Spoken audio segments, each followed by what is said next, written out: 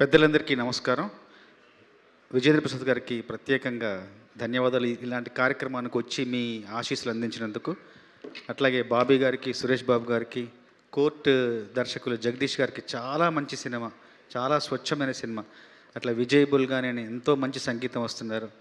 ఆదిత్య సంగీతం, మంచి సంగీతాన్ని ప్రజల దగ్గర తీసుకెళ్తున్నారు. అట్లాగే నాని గారి అక్కయ్య గారు, తర్వాత పిల్లలిద్దరు రోషన్, శ్రీదేవి కోర్టులో ఎంత సహజంగా నటించారో మళ్ళీ అంతే గొప్పగా నటించే అవకాశం ఉన్న కథనం ఈ సినిమాలో ఉంది. తప్పకుండా స్వచ్ఛమైన మీ నటనకు సహజమైన కథ తోడైతే మరింత గొప్పగా రాణిస్తుందని మనస్ఫూర్తిగా భావిస్తున్నాను. శ్రీవిష్ణు గారు ఎంతోమంది కథానాయకులు సినిమా పరిశ్రమలో ఉన్నా కూడా ప్రత్యేకంగా మీదంటూ ఒక మార్గాన్ని, మీదంటూ ఒక శైలిని ఏర్పరచుకొని మీరు అందరి అభిమానాన్ని చూరగొంటున్నారు. నేను సామాజిక చూశాను. తర్వాత మొన్న నారీ నారీ నడుంబరారిలో కూడా ఒక చిన్న పాత్ర, చిన్న నిడివి ఉంటుంది, క్యామియో చేశారు. దాంట్లో కూడా మీదంటూ ఒక ప్రత్యేకతను మీరు చాటుకున్నారు. అట్లాగే మీ డైలాగ్ డెలివరీ, మీ సంభాషణ చాతుర్యం చాలా బాగుంటుంది. సతీష్, నీకు మంచి భవిష్యత్తు ఉంది సతీష్. నువ్వు పాటలు రాయించుకునేప్పుడు నువ్వు చెప్పే విధానం, మాకు ఆ కథనంలోకి మేము వెళ్ళే విధానం, ఆ లోతుల్ని స్పృశించడానికి నువ్వు చెప్పే విధానం చాలా బాగుంటుంది. మనస్ఫూర్తిగా నీకు నా అభినందనలు. తప్పకుండా మంచి భవిష్యత్తు ఉంటుంది. అట్లాగే వేణుబెక్కం గారు, మనస్ఫూర్తిగా మీకు ధన్యవాదాలు. ఇలాంటి సినిమాను తీసే అవకాశం ఆ దర్శకుడికి ఇప్పించినందుకు. కోన గారు, ఇప్పుడు తమ్ముడు చెప్పినట్టుగా ప్రచారం, ఎంత పెద్ద సినిమా అయినా, ఎంత చిన్న సినిమా, ప్రచారం లేకుంటే సినిమా లేదు, ప్రజల దగ్గరికి వెళ్ళట్లేదు. మీరు ఈ సినిమాకు చేసిన ప్రచారం ఎంత గొప్పగా ఉందంటే సినిమా చరిత్రలో ప్రచారానికి ఇది ఒక ఉదాహరణలాగా ఉంది. అయితే ఒకటి ప్రచారం ఎంత చేసినా కూడా సినిమా చేరువవుతుంది, కానీ అందులో ప్రతిభా నైపుణ్యాలు ఉంటేనే సినిమా గొప్పగా ఉంటుంది. అందులో ఈ సినిమాలో ఆ ప్రతిభా నైపుణ్యాలకు ఎలాంటి కొదవలేదు.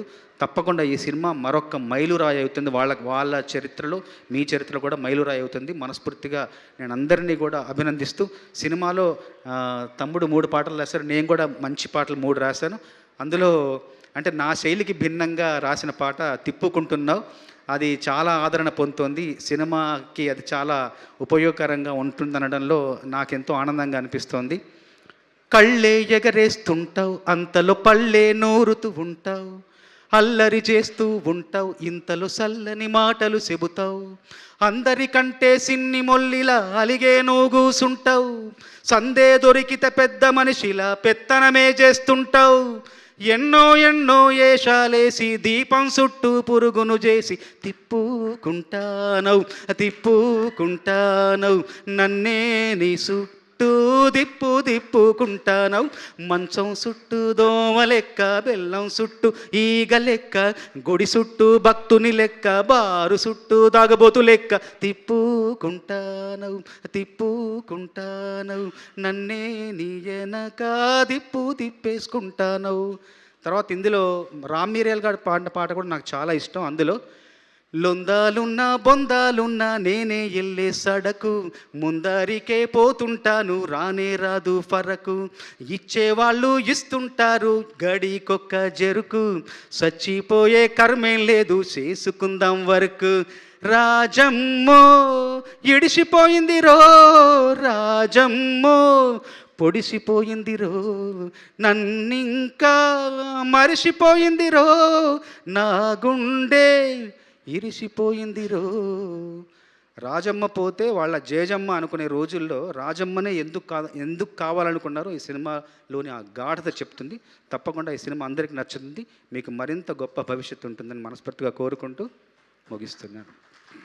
ఆ మ్యూజిక్ ఇన్స్ట్రుమెంట్ ఏమైనా ఒకసారి మీరు ఈ పాట వద్దులేండి. అట్లాగే ఈ సినిమాలో నటించిన యోగిత గారు, తర్వాత ఏవిఎస్ గారు, శాంతి గారు, ఏవిఎస్ గారు కూతురు ఆవిడ, మీ ఇద్దరు కూడా ఉజ్వలమైన భవిష్యత్తు ఉంటుందని కోరుకుంటున్నాను. Thank you so much Chandrabose గారు, అండ్ అలాగే thank you so much Kasara Shyam గారు.